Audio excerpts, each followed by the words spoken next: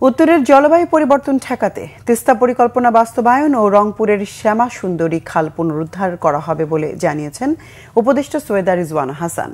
বিকেলে রংপুরের কেল্লাবন্দ এলাকায় শ্যামা সুন্দরী উৎসমুখ পরিদর্শন শেষে পানি সম্পদ, পরিবেশ, বন ও জলবায়ু পরিবর্তন মন্ত্রণালয়ের উপদেষ্টা একথা বলেন। রিজওয়ানা বলেন, রংপুরের ঐতিহ্যবাহী খাল খনন করে এর পানির প্রবাহ ঠিক রাখার পরিকল্পনা নেওয়া হয়েছে, পাঠানো হয়েছে পরিকল্পনা কমিশনে। অনুমোদন পেলে চলতি বছরেই মহাপরিকল্পনার কাজ শুরু করা হবে বলে জানান এই উপদেষ্টা। বড় সমস্যাটা এখন পর্যন্ত সমস্যা বলেন, সমাধান বলেন, আপনাদের প্রাণের সাথে সম্পর্কিত দাবি হচ্ছে তিস্তা। ওটা পরিকল্পনা অনেকদিন যাবৎ আলমারিতে তোলা ছিল, ওটা বের করে পরিকল্পনাটাকে সংশোধন করে আমরা পরিকল্পনা কমিশনে পাঠিয়েছি।